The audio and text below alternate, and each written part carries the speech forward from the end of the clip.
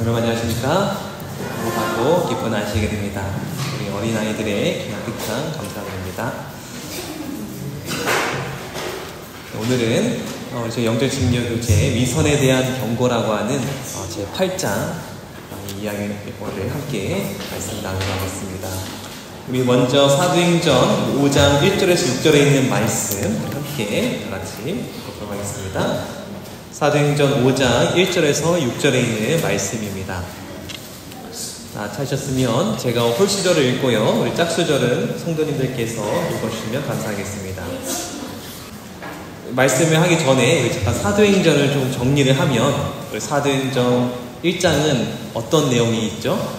사도행전 1장은 예수님께서 승천을 하시고, 그리고 나서 예수님께서 말씀하시죠.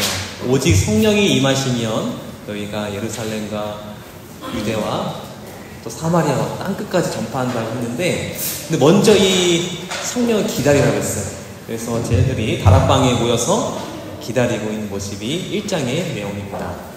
그리고 2장에 정말 기도로서 기다렸을 때 성령이 임하셨고, 그다음 베드로가 그 성령의 충만함을 입고 설교를 하는 내용이 2장의 내용입니다. 그리고 3장은 안진뱅이를 이제 고치고, 미문에 앉았던, 성전 미문에 앉았던 안진뱅이를 고치고, 베드로가 그 일을 통하여 솔로몬 행각에서 설교하는 내용이 나옵니다. 그리고 4장은 그 설교하는 베드로와 요한을 이제 관원들 잡아가서 베드로를 공회 앞에 서게 하는 내용이 4장입니다. 이렇게 1장부터 4장의 내용을 지금까지 저희가 함께 나누었는데요. 이렇게 1장부터 4장까지 쭉 성령이 임하면서 많은 무리들이 예수를 믿게 되었어요. 특별히 2장에 보면, 사도행전 2장 41절에 보면 그 말을 받는 사람들은 침례를 받음에 이날의 신도가 수가 얼마입니까? 3천이 되어서 하루 만에 3,000명이 회심을 하게 됩니다. 그리고 이어서 47절에 이렇게 말합니다. 하나님을 찬미하며 또 온 백성에게 칭송을 받으니 주께서 구원받은 사람을 어떻게 하셨다고요? 날마다 더하게 하시니라. 성령을 받은 이후부터, 성령의 충만함부터 사람들이 교회로 계속 들어오는 거예요. 정리하면 3,000명이 들어오고, 그 다음에 많은 사람들이 날마다 사람들이 들어오는 모습을 보게 됩니다. 그리고 3장에 안진뱅이를 고치는 놀라운 기적을 베푼 다음에 4장에 베드로가 잡히죠. 그때 베드로가 거기서 또 증언을 합니다. 그때 그것을 다 들었던 백성들이 어떻게 하냐면 사도행전 4장 4절에 이렇게 기록되어 있습니다. 다 같이 읽어볼까요? 시작. 말씀을 들은 사람 중에 믿는 자가 많으니 남자의 수가 약 5천이나 되더라. 그리고 믿는 사람이 얼마나 됐다고요? 남자만 5천이래요. 그러면 여자와 어린아이부터 시작해서 가족을 다 따지면 얼마나 많은 사람이 믿은 거예요. 이 안진뱅이를 고치고 공회에서 담대하게 예수님을 전파했을 때 정말 남자만 5,000명, 더 많은 사람들이 구원을 받게 되었어요. 여러분 보시니까 점점 사람들이 어떻게 교회로 몰려오고 있죠. 지금 교회가 성장하고 있습니다. 부흥하고 있어요. 계속 부흥하고 성장하고 있습니다. 근데 여러분, 이 유대인들이 예수님을 개인의 구주로 받아들이고 이제 메시아를 믿는, 예수님을 믿는 이 공동체에 들어가는데요. 그랬을 때 그들이 어려움은 혹시 없었을까요? 예수님 믿는 걸로 개종을 했을 때 유대인들이 어려움이 있었을까 없었을까요? 어려움이 있었어요. 여러분 오늘날에도요, Jews for Jesus라고 하는 공동체가 있는데요. 이것은 뭐냐면 유대인인데 예수님을 믿는 유대인들의 공동체 이름이에요. 근데 여러분, 이 유대인 중에 예수를 믿는 사람들이 존재하는데 약 이스라엘 인구의 2%가 존재한다고 합니다. 소수지만 존재해요. 근데 문제는 예수님을 영접하는 순간 어떻게 될까요? 어떻게 될까요? 영접하는 순간 가족들한테 배교자라고 찍히면서 가족에게 버림을 받습니다. 이제 우리 가족이 아니라고 생각해요. 쫓겨나요, 집에서. 그리고 같이 함께 있었던 그 공동체 안에서도 쫓겨나고 다녔던 회당에서도 출교를 당하게 됩니다. 그리고 경제적인 제재를 받게 되고 또 교육을 받을 수도 없어요. 때로는 심한 핍박을 받아서 목숨을 잃기도 합니다. 여러분, 이런 걸 감수하고도 예수님을 믿겠다고 하는 유대인들이 소수의 무리지만 있어요.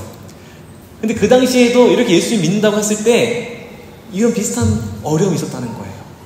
가족에서 버림을 받고 쫓겨나고 집도 없고 돈도 없고 그런 처지에 있는 많은 예수님 영접한 유대인들이 있었다는 거예요. 그러니까 그 신앙의 그 공동체가 그런 어려운 형편에 있는 모습을 보고 어떻게 했을까요? 사람들이 정말 많은 사람들이 몰려오는데 문제는 이분들이 다 쫓겨나고 이제 가진 재산 다 잃고 집도 없는 거예요. 그래서 이 사도들과 이 초기 교회 성도들은 그들을 위하여 헌금을 하고 그들을 위하여 집을 마련해주는, 그들을 위하여 음식을 마련해주는 일들을 합니다. 그래서 오늘 영적친교 1번에 이렇게 되어 있어요. 초대 신자들 중 많은 사람들은 열렬한 유대인들의 고집 때문에 곧 가족과 친구들에게서 끊어졌으므로 이들에게 음식과 거처를 공급할 필요가 있었다라고 되어 있죠. 그래서 사도행전 4장 32, 35절에는 이렇게 있다고 합니다. 다 같이 읽겠습니다. 시작. 믿는 무리가 한 마음과 한 뜻이 되어 모든 물건을 서로 통용하고 제 재물을 조금이라도 제 것이다 하는 이가 하나도 없더라. 그 중에 핍절한 사람이 없으니 이는 밭과 집 있는 자는 팔아 그 한 것의 값을 가져다가 사도들의 발 앞에 두매 저희가 각 사람의 필요를 따라 나눠 주미로라. 여러분 참 따뜻하죠? 이렇게 하나님, 예수님을 믿겠다고 개종했던 이런 유대인들이 집도 잃고 재산도 잃고 가족에게 쫓겨났을 때 교회가 했던 것은 한 마음과 한 뜻으로 자신들의 재산을 팔아서 땅도 팔고 집도 팔아서 그들을 보살피고 그들의 필요를 채워주는 거예요. 너무나 아름다운 모습이죠. 우리 영적친교 교재 3번에는 그 모습을 이렇게 기록하고 있습니다. 그들은 하나의 공통된 관심, 곧 그들에게 위임된 사명을 성공적으로 완수하는 일로 마음이 가득 차서 탐심이 자리 잡힐 여지가 없었다. 그들의 행위로 보아 그들은 사람의 영혼을 세상 재물보다 더욱 가치 있게 여긴다는 것이 분명하였다. 여러분, 초대교회 성도들은 세상 재물보다 뭐가 더 소중합니까? 영혼이 더 소중한 거예요. 그래서 그렇게 하셨다고 오늘 영적친교에 말하고 있습니다. 많은 사람들이 이렇게 헌신을 하고 많은 사람들이 이렇게 나눔을 베풀었어요. 봉사도 하고요. 그 중에 누가 있었을까요? 많은 사람이 있었는데 그 중에 저는 니고데모가 떠올랐어요. 니고데모 아시나요? 니고데모는 그 당시에 어떤 사람이었죠? 니고데모는 지위가 높은 사람이었고 그리고 가진 것도 많은 사람이었어요. 여러분 나중에 시대의 소망 니고데모 챕터를 한번 읽어보시기 바랍니다. 니고데모 챕터 맨 마지막에 니고데모가 예수님을 영접하고 나서 어떻게 했는지 한번 읽어보시기 바래요. 그 부분을 제가 좀 따왔는데요. 제가 읽어드리겠습니다. 니고데모는 유대인들이 그리스도께서 돌아가시면 소멸될 것으로 얘기하였던 어린 교회를 받들기 위하여 어떻게 했다고 합니까? 자기 재물을 사용하였다. 위기에 봉착했을 때에 그렇게도 조심스럽고 의심이 많던 그는 바위처럼 굳세게 서서 제자들의 믿음을 격려하고 복음 사업을 진척시키기 위하여 재물을 공급하였다. 그는 전에 자기의 경의를 표하던 자들에게 조롱과 박해를 받았다. 그는 이 세상의 재물에는 가난하게 되었으나 예수와 회개하던 날밤에 시작되었던 그 믿음에 서서 흔들리지 않았다. 여러분 니고데모가 어떻게 했다고요?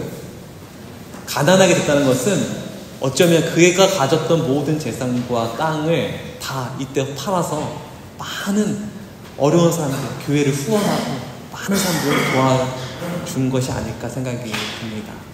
여러분 니고데모만 그렇게 한 것이 아니고 많은 초대 우리 기독교인들이, 그리스도인들이 그렇게 했다는 것이에요. 그러니까 성도들이 어떻게 돼요? 날마다 믿는 사람들이 증가하는 거예요. 그래서 1장부터 4장 보면 계속해서 날마다 사람들이 증가하고 교회가 폭발적으로 지금 부흥하고 있어요. 모두가 서로 사랑으로 하나를 뭉치고 오로지 선교, 오로지 하나님 영혼 구원, 그것에 포커스를 맞춰서 정말 힘차게 전진해 나가고 있는 모습을 우리가 보게 됩니다.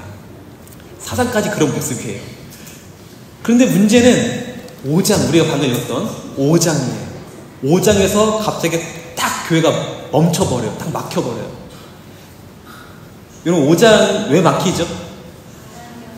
잘 나가고 있는데 갑자기 5장에 탁 막혀요. 이 힘차게 전진하는 이 발걸음을, 교회의 발걸음을 탁 막아서요.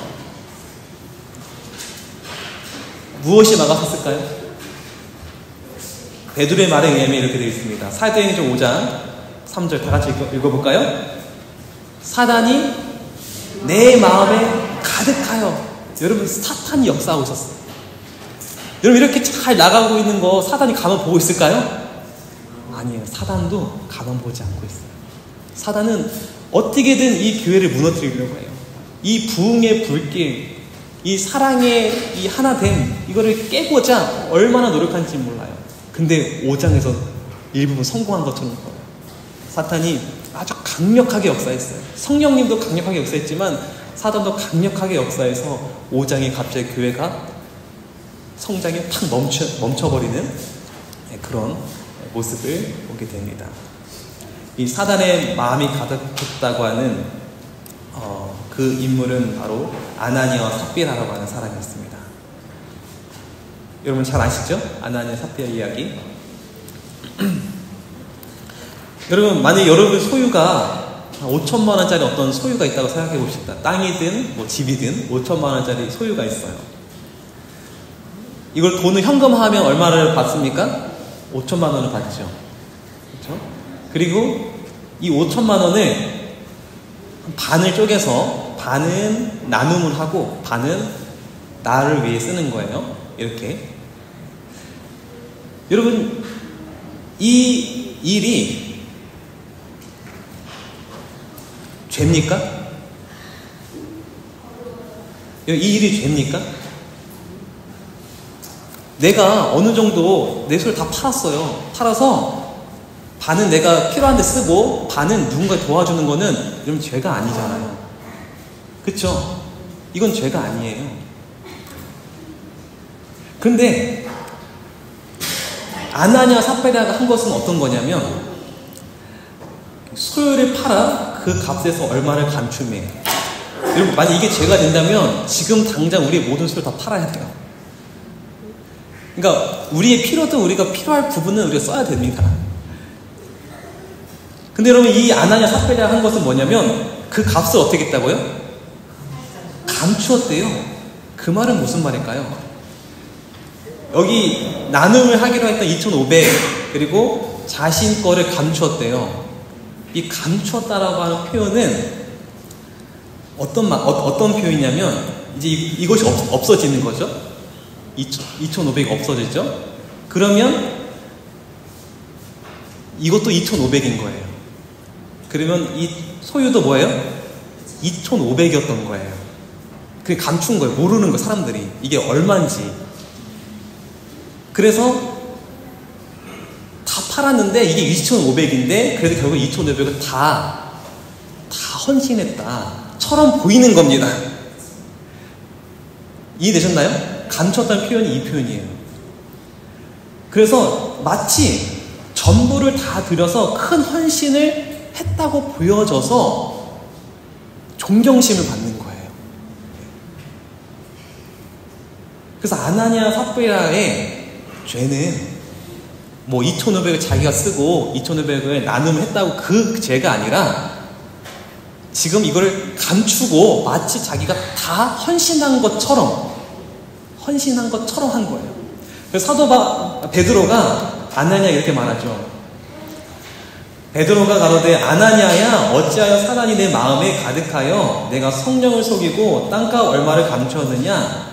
노란 글씨 보면 땅이 그대로 있을 때에는 내 땅이 아니며 판 후에도 내 임의로 할 수가 없더냐 어찌하여 이 일을 내 마음에 두었냐라고 했는데요. 이 노란색 글씨를 쉬운 성경으로 제가 바꿔봤습니다. 쉬운 성경 이런 뜻이에요.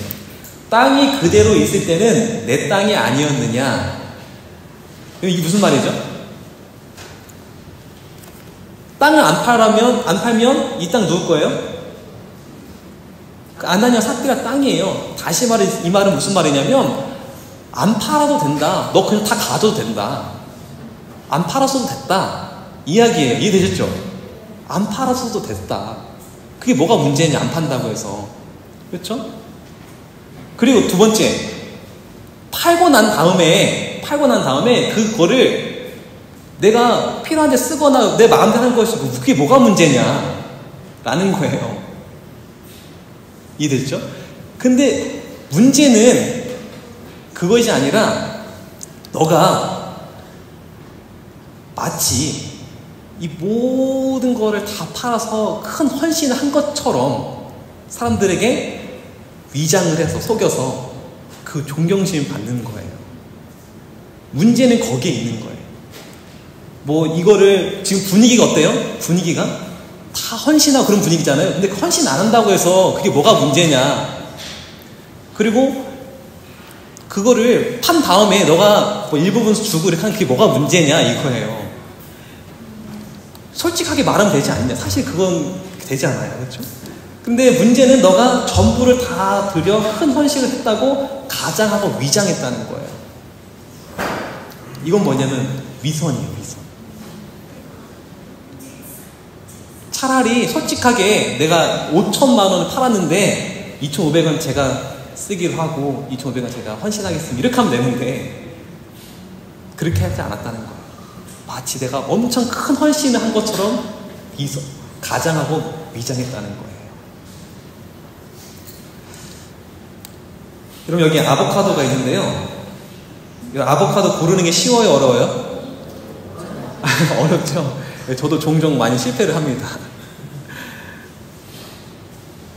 그럼 여기 보면 세 사장님이 있어요. A 사장님, B 사장님, C 사장님이 있는데요. A 사장님은 어떤 걸 파냐면 겉보기에 참 좋고요. 그리고 속도 참 좋은 아보카도를 팔아요. A 사장님은. B 사장님은 겉보기가 그렇게 좋지 않아요. 속도 그렇게 좋지는 않아요. 상태가 좋지는 않아요. 하지만 싸게 팔아요. 그리고 C 사장님은 겉보기에는 굉장히 1등품 상품이에요. 하지만 속은 다 썩었어요. 좋지 않아요. 여러분이 볼 때 A, B, C 사장님 중에 제일 잘 파는 사람이 누구예요? A죠. 그렇죠? 여러분 어떤 사장님 거 사시겠습니까? A죠. 자, 그럼 두 번째, 여기서 가장 잘못 팔고 있는 사람이 누굴까요? 네? 가장 잘못 팔고 있는 사람. 여러분, 저는 C라고 생각해요. 왜 C냐면 B는 그래도 솔직하잖아요.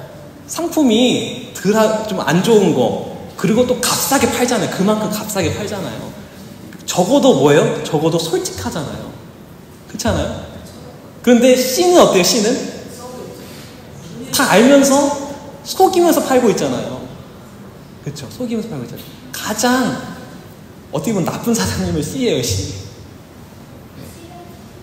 저도 한 번은 아보카도 사려고 딱 골랐는데 주인한테 물어봤어요. 어떤 아보카도 골랐냐고. 이거 고르라는 거예요. 골라봤는데 썩었어요.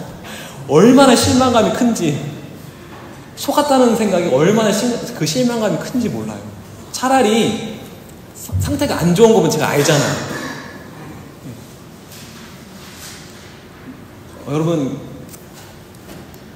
지금 초대교회가 정말 성장하고 있고 잘 가고 있는데요. 사단이 어떻게 교회를 망하게 하고 있어요.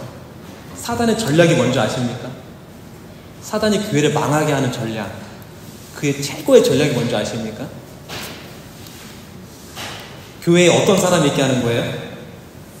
A 사장님, B 사장님, C 사장님, 어떤 사람이 있게 하는 거예요?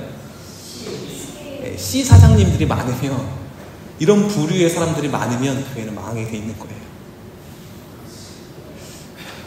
여러분, 우리 원내든 교회는 저를 포함한 우리 모두는 정말 하나님 앞에 겉과 속이 똑같고 하나님 앞에 정말 순결하고 정직한 그런 하나님의 백성이 되기를 간절히 바랍니다. 그런 교회가 가득한 교회가 되기를 바라요.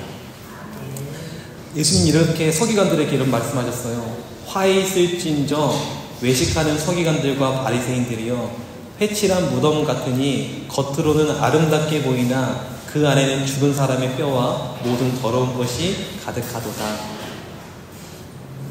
그 당시 종교 지도자들이 그랬다는 거예요.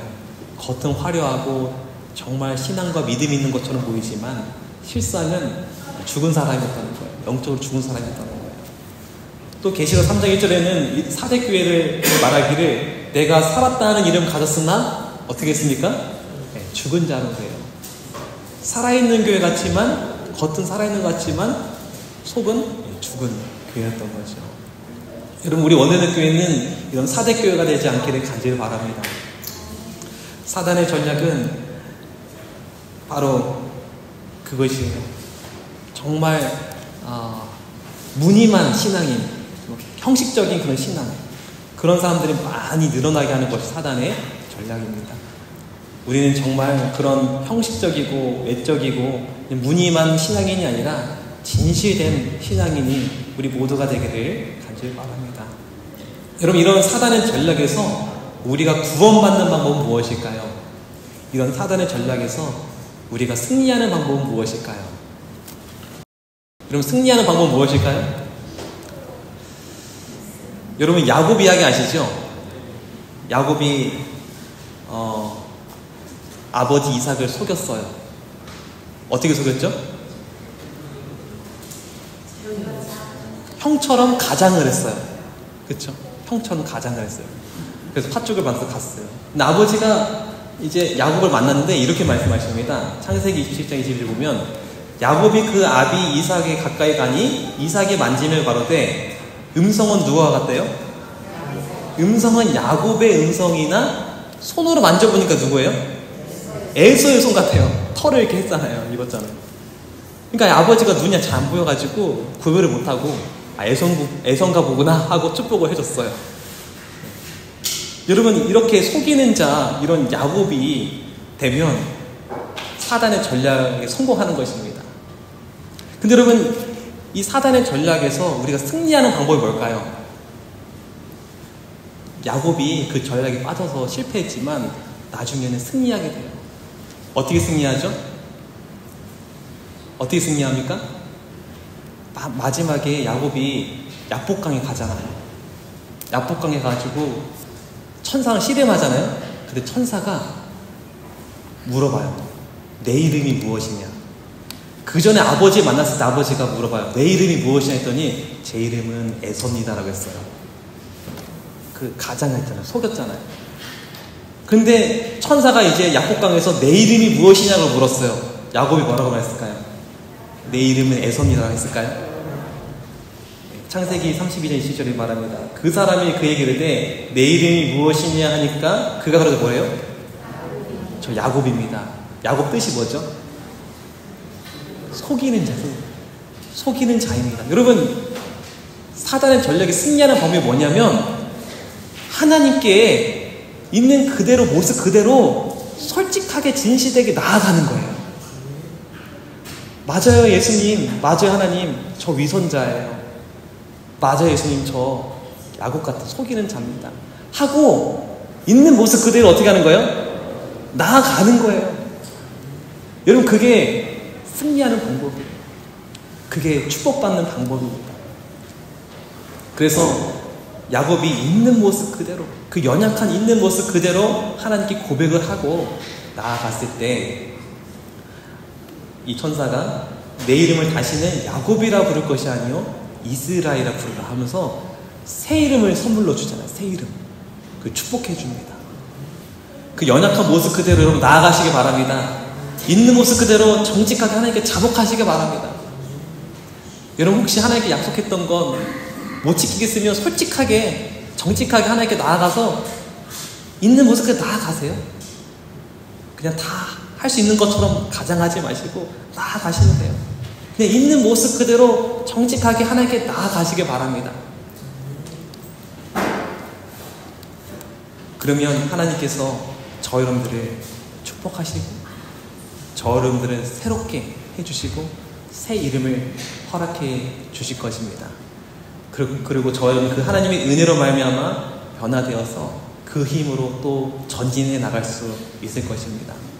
그럼 만약 아나니아와 삽비라가 정직하게 자복했더라면, 그가 이게 5천만 원인데 제가 2,500원 썼으면 죄송합니다, 이렇게 솔직하게 말하고 정직하게 했더라면 아마 아나니아 삽비라는 다른 역사를 썼을 거예요. 아나니아 삽비라는 오히려 그런 부족함 속에, 연약함 속에 하나님의 은혜를 경험하면서 어쩌면 새 이름을 받게 되고 변화하게 되고 더 힘있는 그리스도인들이 되었을 것입니다. 그러나 그는 하나님 앞에 있는 그 모습 그대로 나아가지 않았어요. 여러분, 우리는 연약한 모습이 있지만 그것을 감추지 말고 하나님 앞에 있는 모습 그대로 나아가시기를 바랍니다. 왜냐하면 우리 하나님은 너무나 자비롭고 은혜로운 분이시기 때문에 그 모든 것을 다 감싸주시는 분이세요. 우리 시편 51편 17절 말씀인데요, 다 같이 읽도록 하겠습니다. 시작. 하나님께서 구하시는 제사는 상한 심령이라. 하나님이여, 상하고 통회하는 마음을 주께서 멸시하지 아니하시니이다. 여러분, 있는 모습 그대로 솔직하게 나의 연약함을 가지고 그 상한 심령을 가지고 나아가시길 바랍니다. 하나님은 그 심령을 받아주시고 그것을 멸시치 않는다고 하셨어요. 이제 우리의 기도가 이렇게 바뀌길 바랍니다. 하나님이여, 내 속에 정한 마음을 창조하시고 내 안에 정직한 영을 새롭게 하소서. 내 마음에 정말 정직한 영을 주셔서 하나님 앞에 있는 모습 그대로 나아가게 하소서라고 여러분 간구하는 이 안식이 되길 바랍니다. 그럼 이 사단의 이 전략에서 우리가 승리하게 되는 거예요. 우리에게 정직한 마음, 정한 마음, 정직한 영을 달라고 있는 모습 그대로 나아간다면 우리는 여기서 승리하고 일어나서 다시 부흥의 길을 날마다 이런 하나님의 은혜 속에서 축복 속으로 나아갈 수 있을 거라 생각합니다. 우리 모두가 하나님 앞에 있는 모습 그대로 나아가게 되기를 바라겠습니다. 그러면 이렇게 약속하셨어요. 하나님이여, 내 속에 정한 마음을 창조하시고 내 안에 정직한 영을 새롭게 하소서라고 부르짖고 있는 모습 그대로 나아가면 주의 구원의 즐거움을 내게 회복시켜 주실 것이고 또 저 여러분에게 자원한 심령을 주셔서 저 여러분을 붙들어 주실 것입니다. 우리의 구원의 즐거움 회복하고 자원하는 그 심령이 회복되는 모든 원내대 교회 성도님 되시기를 바라겠습니다. 그래서 우리 교회가 더 한 걸음 더 나아가서 큰 부흥의 역사가 있게 되기를 바라면서 오늘 말씀 마치도록 하겠습니다.